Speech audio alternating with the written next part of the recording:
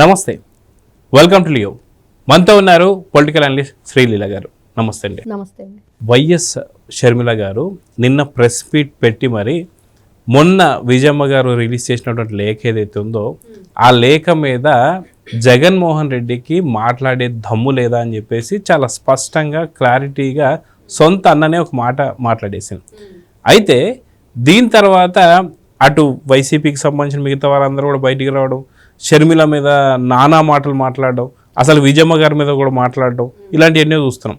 గతంలో కూడా రాచమల్లు గారు ఉండి నిజంగా రాజశేఖర్ రెడ్డికే పుట్టిందా షర్మిల అని చెప్పేసి విజయమ్మ గారి యొక్క క్యారెక్టర్ పైనే అనుమానంగా మాట్లాడినటువంటి చూసాం. మొన్న కూడా మాట్లాడడం మనం చూసాం. అదేవిధంగా చూసుకుంటే అటు వర్రా రవీందర్ రెడ్డితో పెట్టిన పోస్టులు కావచ్చు, ఇవన్నీ కూడా మనం చూస్తూ వస్తున్నాం. ఇంత జరుగుతున్నా సరే కొడాలి నాని వచ్చేసి ఏమంటాడంటే, చూసావా మా అన్న ఎంత సంస్కారవంతుడో, కనీసం చెల్లెల పైన కానీ తల్లి పైన కానీ ఒక మాట మాట్లాడడం లేదు అంటూనే కొడాలి నాని కూడా చేయాల్సిన వ్యాఖ్యలు కావచ్చు, చెప్పాల్సినటువంటి మాటలు కావచ్చు చెప్పేశాడు. అంటే జగన్మోహన్ రెడ్డి రాకుండా మిగతా వాడిని పంపించి రాజకీయాలని ఎలా చూడాలి, అదే దీనికి సంబంధించిన షర్మిల గారు చాలా స్ట్రాంగ్ కౌంటర్ ఇచ్చారు.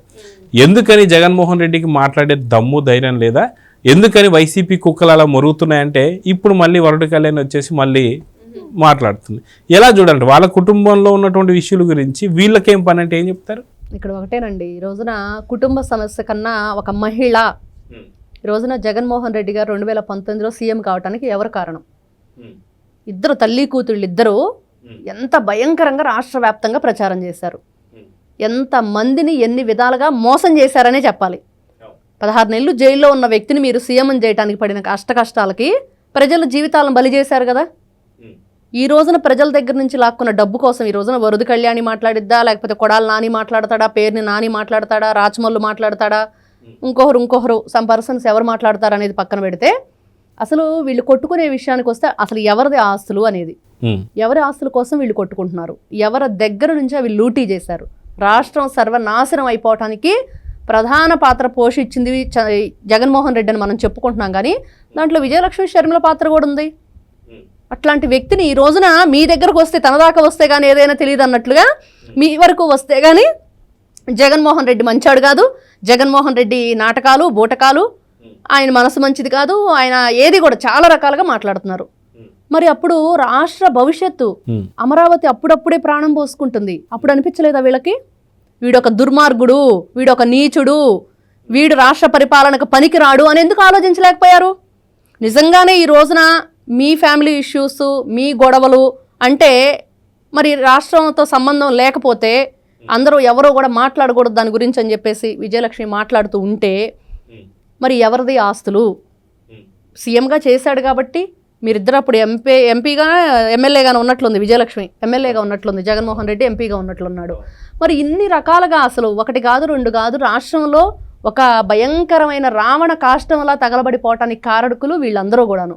అంటే వాస్తవానికి వైసీపీకి సంబంధించి కొడాలి నాని కానీ, మీరు ఇందాక అన్నట్టు రాచమల్లి శివప్రసాద్ రెడ్డి కానీ, లేదంటే సతీష్ రెడ్డి కానీ, లేదా ఇప్పుడు వరడు కళ్యాణి కానీ, వీళ్ళందరికీ అసలుకి మాట్లాడే అర్హత హక్కు ఎక్కడుందని చెప్పేసి అంటూనే అసలు మాట్లాడాల్సిన వాళ్ళు మాట్లాడడం లేదు అని. ఎందుకంటే షర్మిల గారు చాలా డిమాండ్ చేస్తుంది ఏంటంటే, జగన్మోహన్ రెడ్డి భారతిరెడ్డి గారు ఖచ్చితంగా వైఎస్ వివేకానంద రెడ్డి గారి హత్య గురించి మాట్లాడాలి, ఆస్తి పంపకాల గురించి మాట్లాడాలి అంటూనే. ఇక్కడ నాకు వస్తున్నటువంటి ఇంకొక డౌట్ ఏంటంటే, ఎక్కడ బాబాయ్ ఎక్కడ? ఒక బాబాయ్ని అయితే లేపేశారు, మరో బాబాయ్ వైవి సుబ్బారెడ్డి ఆ రోజు ఎంఓయూలో సంతకం పెట్టాడుగా, ఆయన వచ్చి మాట్లాడొచ్చుగా, ఆయన ఎక్కడ మాట్లాడతలేదు.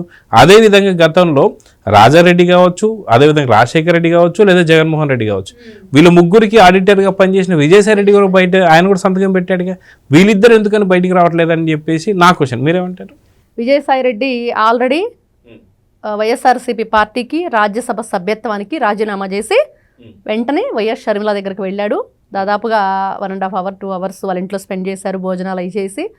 నేను మనస్ఫూర్తిగా ఇష్టపూర్వకంగా నిన్ను తిట్టలేదు అనేది ఒక విషయం చెప్పాడు. నువ్వు ఇష్టంగా తిట్టావా, ఇష్టం లేకుండా తిట్టావా, ఎవరికి కావాలి? 10 మందిలో ఒక ఆడపిల్లని అబాస్పాలు చేసావా లేదా? నీ అక్కడ సంస్కారం లేకుండా సంస్కారహీనుడిగా ముద్రింపడ్డావా లేదా? మరి మిగతా వాళ్ళ విషయాలకు వస్తే వీళ్ళందరూ కూడా మీరు అంటున్నట్లుగా వైవి సుబ్బారెడ్డి కనుక తెర మీదకి వస్తే జరిగేది ఏంటంటే, కల్తీ లడ్డు, కల్తీ నెయ్యి విషయంలో ఏం జరిగింది ఆయన మొత్తం పూర్తి వివరాలు చదివాడు కదా, అదే చేస్తాడు దీంట్లో కూడా. అందుకని ఆయన రానివ్వట్లేదేమో. కల్తీ జరిగిన మాట వాస్తవమే కానీ ఎంత మేర జరిగింది, ఏమేమి దాంట్లో కలిపారనేది మాత్రం ఇంకా తెలియాల్సి ఉంది అని. ఇప్పుడు కూడా ఏమంటాడంటే ఆస్తులు మరి పంపకాలు జరగలేదన్న మాట వాస్తవమే కానీ మేమందరం సంతకాలు పెట్టాము అన్న మాట వాస్తవమే కానీ మరి ఎంతవరకు జగన్మోహన్ రెడ్డి ఇస్తాడో మాకు సంబంధం లేదు అంటారు. ఇప్పుడు ఆయన ఇష్టం కదా, మేమేదో ఆ రోజున సాక్షి సంతకాలు చేశాము కానీ ఆస్తి ఎవరిది అంటే వైఎస్ జగన్మోహన్ రెడ్డి గారిది కదా. మరి ఆయన కూడా ఈడీ సిబిఐ కేసుల్లో ఇరుక్కొని ఉన్నాడు. మరి అవన్నీ కూడా వాళ్ళు అటాచ్ చేసుకొని ఉన్నారు కొంతమేర ఆస్తులు. మరి వాటిని కదిలిద్దామన్నా కూడా జగన్మోహన్ రెడ్డి గారికి బ్యాండ్ బాజా నేను ఖచ్చితంగా. మరి ఈ అరెస్టుల పర్వం అంతా చూస్తున్నాం, ఎవరు అరెస్ట్ అయినా చివరికి మరి అది వెళ్ళేది జగన్మోహన్ రెడ్డి గారి దగ్గరికి అని.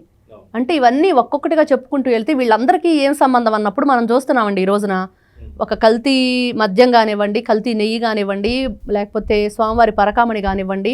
మరి ఈ రోజున చూస్తే తిరుమల తిరుపతి దేవస్థానం మీద ఏం జరిగినా ఆ తర్వాత 1 కాదు 2 కాదు చెప్పుకుంటూ వెళితే ఇప్పటి వరకు అంటే వాళ్ళ పరిపాలనలో జరిగిన అన్నీ కూడా ఇప్పుడు బయటకు వస్తుంటే దాని మీద ఎవరు వాయిస్ ఇస్తున్నారు?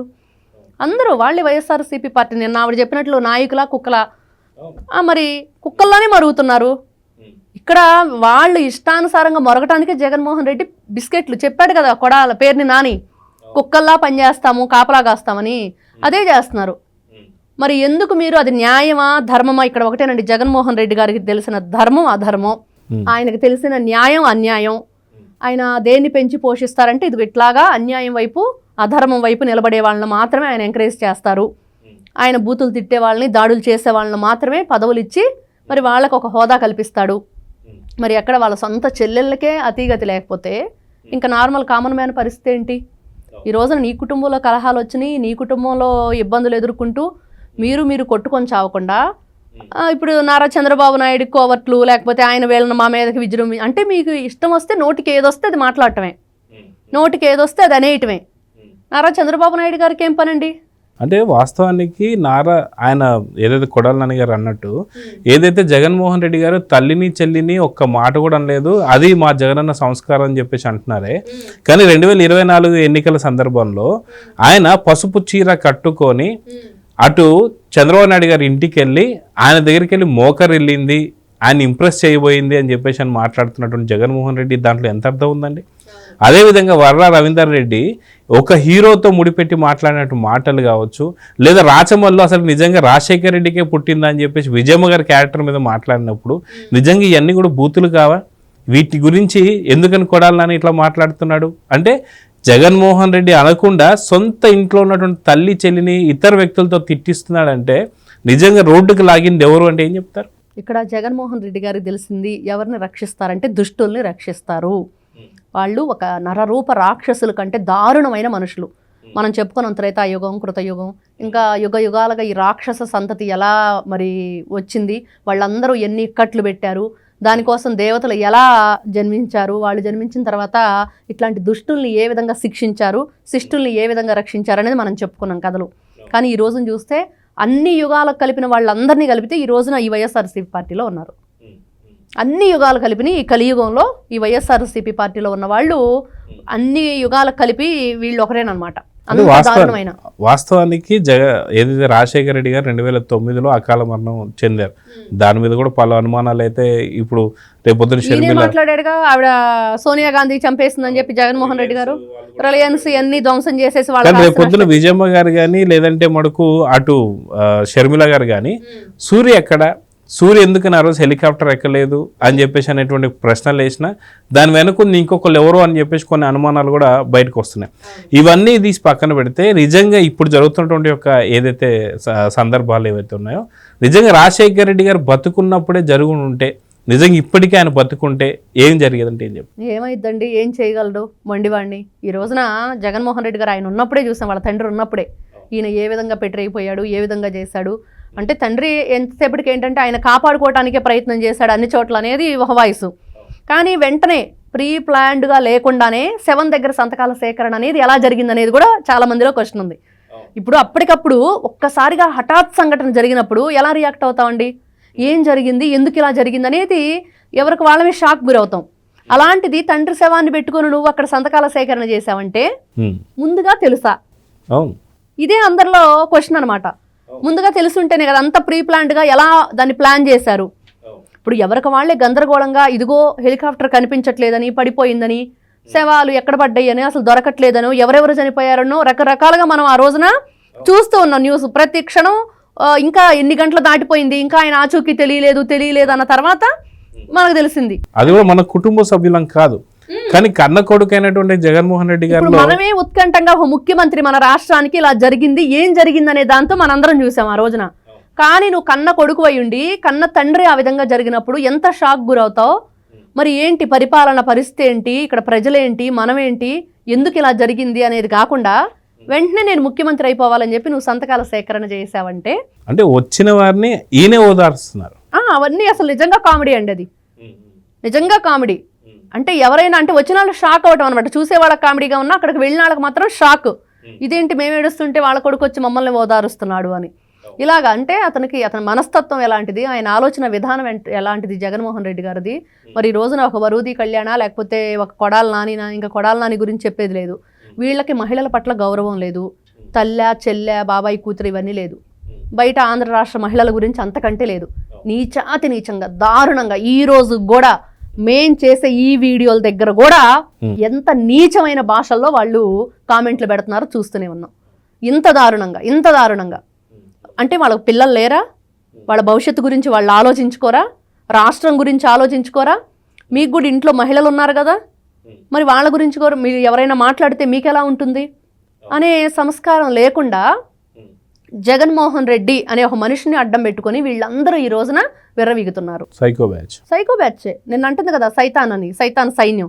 నిజంగా సైతాన్ సైన్యమే. వాళ్ళ చక్కని పేరు పెట్టింది షర్మిల. అయితే ఈ రోజున ఎవరు ఏమనుకున్నా, ఎలా కొట్టుకొని తెచ్చినా ఇక్కడ ఒకటేనండి, ఆంధ్ర రాష్ట్ర ప్రజల లక్ష్యం వైఎస్ జగన్మోహన్ రెడ్డి అనే వ్యక్తిని మళ్ళీ సీఎం కానివ్వము అనేది ఒకటైతే, జైలుకు పంపటం మాత్రం ఖాయం.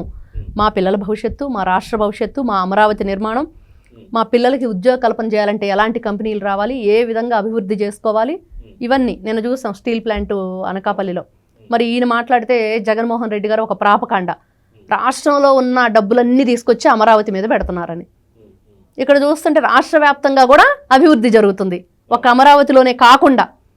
మరి ఇలాంటి విషయాలన్నీ పక్కన పడిపోతున్నాయి. ఈ దరిద్రమైన విషయాలు చెప్పుకుంటూ వీళ్ళు కొట్టుకొని చేస్తున్నారని చెప్పుకుంటూ అసలు రాష్ట్రంలో ఎంత అభివృద్ధి జరిగింది, ఎన్ని వేల మందికి ఉద్యోగాలు వచ్చినాయి, మొన్న ఉగాది వేళ అసలు ఏం జరిగింది, ఉగాది వేళ చక్కగా ఎవరైతే దివ్యాంగులు ఉన్నారో వాళ్ళకి ఎలాంటి ఫ్రీ బస్సు ఇచ్చారని చూసాం. రోజు అలాంటి వాళ్ళు ఏం మాట్లాడతారండి?